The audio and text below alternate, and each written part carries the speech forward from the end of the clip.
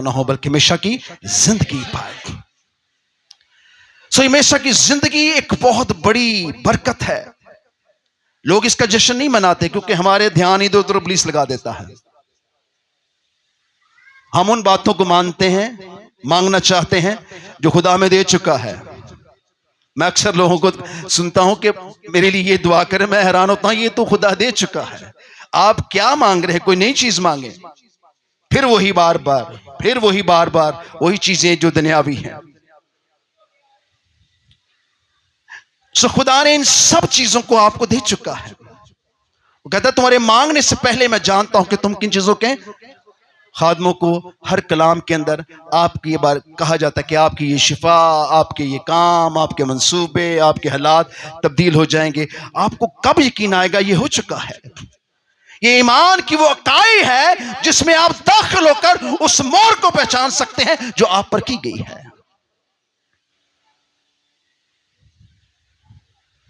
पतरस और सिलास इस बात को जान गए थे। Hallelujah, hallelujah, hallelujah. मुझे आपकी मानंद कहना पड़ता। Hallelujah, hallelujah. अब तो ठीक कर लें। Hallelujah, hallelujah. यीशु के खून में। सिलास और दोनों शागिर्द क्या कर रहे थे?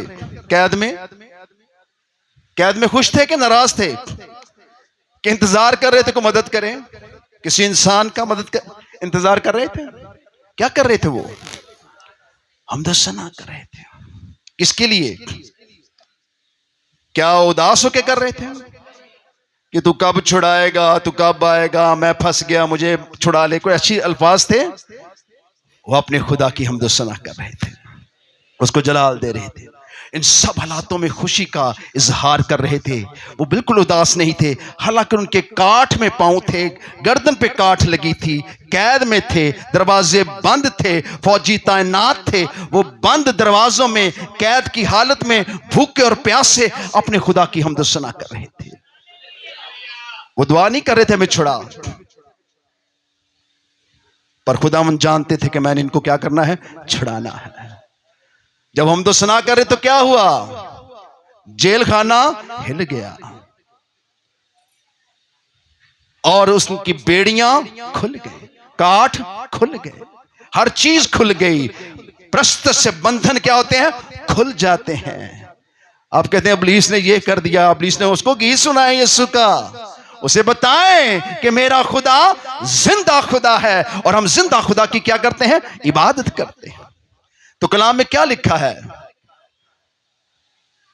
पतरस जब गा रहे थे तो क्या लिखा है?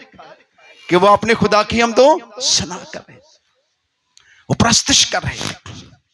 तो प्रस्तुत किस सबब से उनको क्या मिली? क्या मिली? किसने दी? यीशु जी ने। को पैसा दिया, उधर खुद चीजें तोड़ के निकले, किसी को मदद के लिए बुलाया, किसी इंसान की तरफ देखा? नहीं, उन्होंने अपने खुदा की तरफ देखा। इसी तरह आप ये पहचाने, ये सारे बंधन जुए जिनमें आप जकड़े हुए हैं, ये बीमारियां, ये हालात आपके नहीं हैं, ये इब्लीस ने आपको बांधे हैं ताकि आप खुदा की हमदर्द ना करें। आपके गले से आवाज नहीं निकलती, आप खुदा के लिए हाथ नहीं उठा पाते हैं, क्योंकि आप नहीं जानते कि जो मोहर आप पर हुई है वो जिंदा खुदा की है। वो जिंदा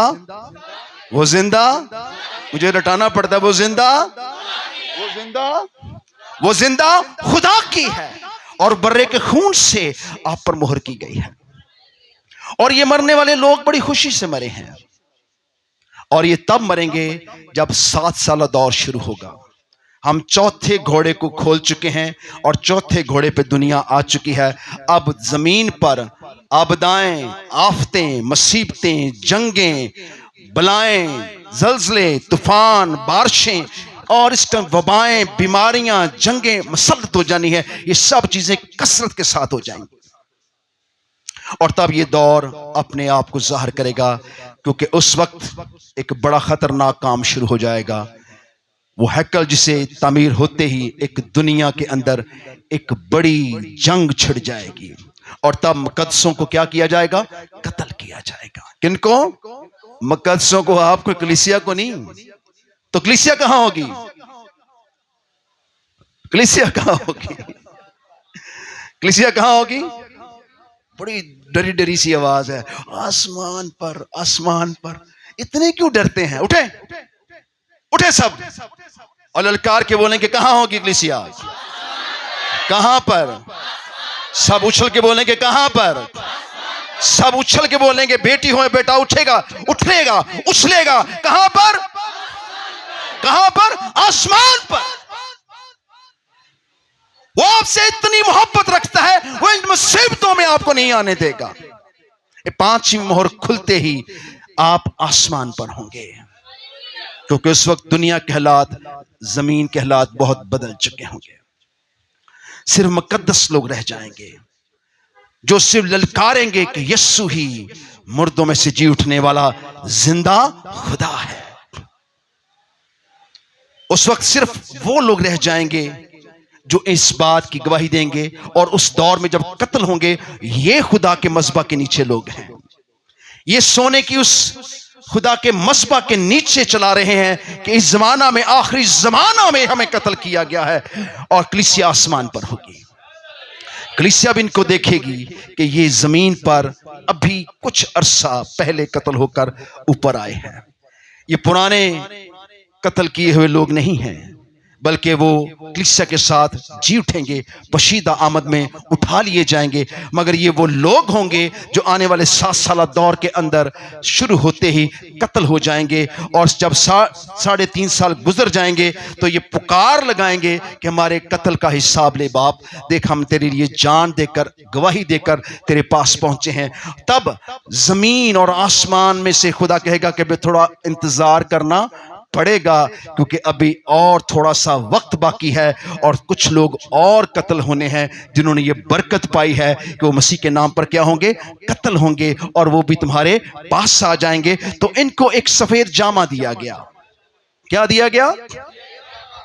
इनको तब दिया गया जब ये पुकार रहे हैं कि हमारे खून का हिसाब ले। क्या ये फजल के मुताबिक हिसाब मांग रहे हैं कि शरीयत के मुताबिक? जी, ये फजल के मुताबिक हिसाब मांग रहे हैं कि शरीयत के मुताबिक? ये फजल के मुताबिक हिसाब मांग रहे हैं कि शरीयत के मुताबिक? फजल कलीसिया के साथ उठा लिया जाएगा, फिर फजल जमीन पर ना रहेगा। फजल आपके लिए है। ये टेढ़े तिरछे लोग जो पहचानते नहीं उसको, जिसकी इबादत नहीं करते, जो पता नहीं कहां कहां से खुदा ने इकट्ठा कर लिया, हमें पता नहीं किस किस खेत की मूली थी, सॉरी इसमें मैं भी शामिल हूं। खुदा ने हमें जमा किया ताकि हम पर क्या कर दे? फजल कर दे।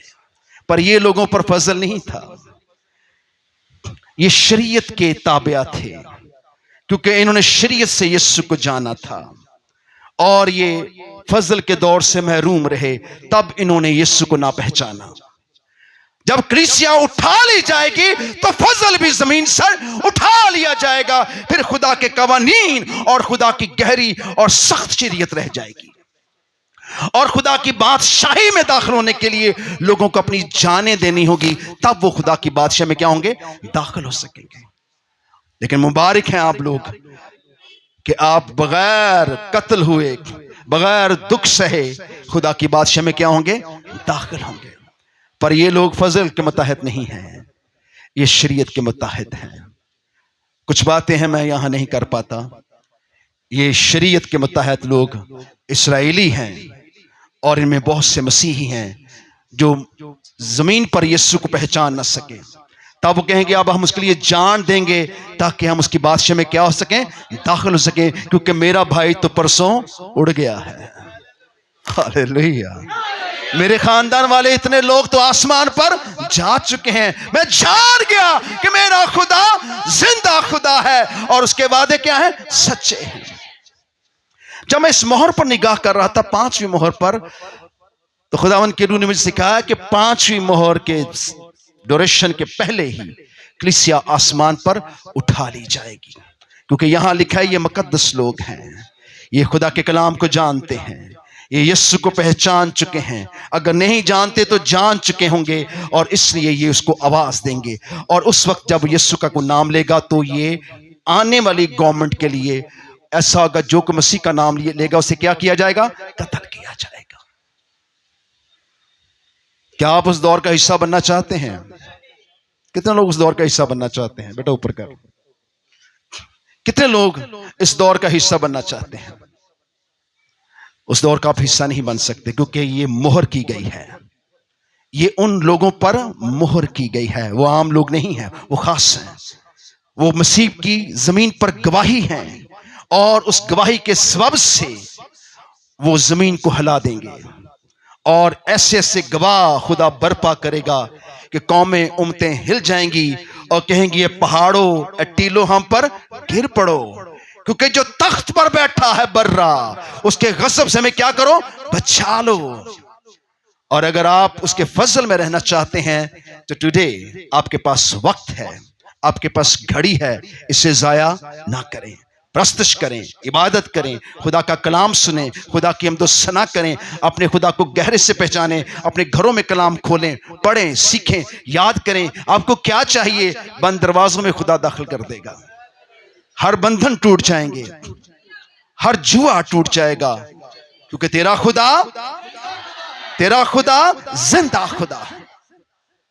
सो ये सारे लोग जो कत्ल होंगे, ये पांचवी मोहर के लोग, ये बहुत भयानक वक्त में अबलीस का दौरा शुरू हो चुकेगा। और उस दौरान खुदावन ने उन फजल वाले लोगों को उठा लेना है, और रहम और फजल आसमान पर उठाया जाएगा। और फिर बाकी जो रह जाएगा वो बर्बादी और खुदा के कलाम की बाकी बातें जो उसने अपने मुकाशवा में लिखी हैं वो पूरी होनी शुरू हो जाएंगी। फिर आफते ही आफते हैं, बीमारियां ही बीमारियां हैं, जंगें ही जंगें हैं, मुसीबतें ही मुसीबतें हैं। हर किस्म की मुसीबत आसमान से जमीन पर उतर आएगी, और जमीन के सोते फूट जाएंगे, और आसमान और जमीन खुदा का हुक्म मानेंगी, और कौमों और उम्मतों के खिलाफ खड़ी हो जाएगी, क्योंकि उन्होंने मसीह को क्या किया? रद्द किया। और जितनों ने मसीह को कबूल किया वो आसमान पर चढ़ जाएंगे। Hallelujah, hallelujah. कितनों को बरकत मिली है? कितनों के दिलों में लगता है मैं आज आजाद हूं, खुश हूं? ये खुशी कितनों को मिली है? चलें अभी देखते हैं। अब मैं देखना चाहता हूं कितने लोग खुश हैं। और खुशी में इंसान क्या करता है? उछलता है, कूदता है, बच्चों जैसी हरकत करता है, क्योंकि बच्चे खुशी को जानते हैं। हम सोचते हैं कोई देख ना ले, मैं क्या करूंगा, मैं ऐसा हूं, मैं वैसा हूं। बच्चों की मानत खुदा के पास आए, क्योंकि आसमान की बादशाही ऐसो ही की है। सादा बने, खूबसूरत बन जाएंगे आप। जिन चीजों को लेकर आप परेशान है, आपके घर में खुद ही आ जाएंगी, आपको पता भी नहीं चलेगा, क्योंकि आप पर क्या हुआ है?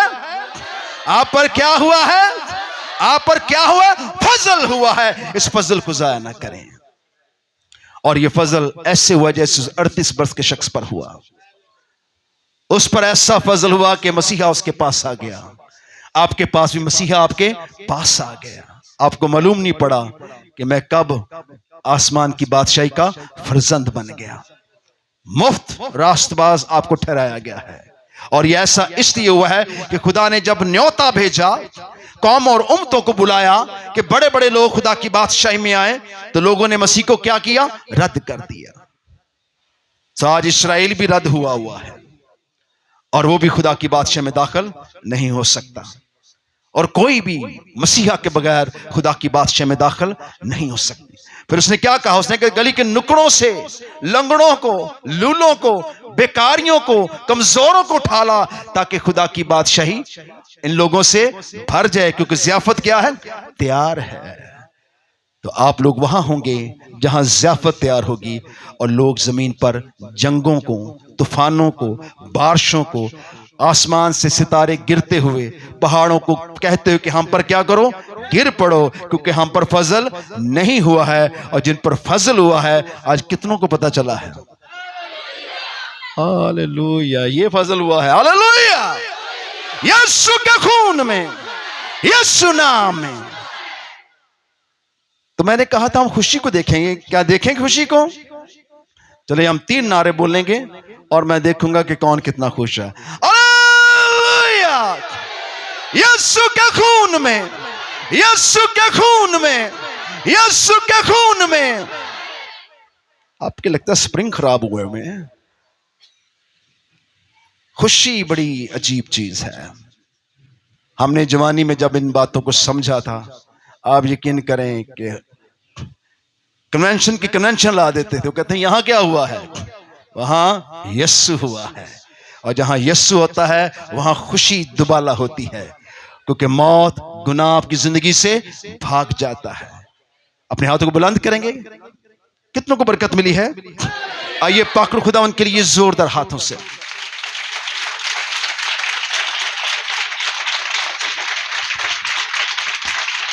क्या ये जोरदार हाथ है?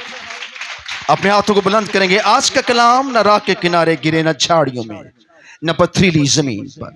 आज का कलाम जरखे जमीन पर गिरे, जहां से कुछ 100 गुना, 60 गुना, 30 गुना फल लाता है, ताकि सारा जलाल खुदा बाप, खुदा बेटी, खुदा रूह कुद्दूस को मिले। किस नाम से?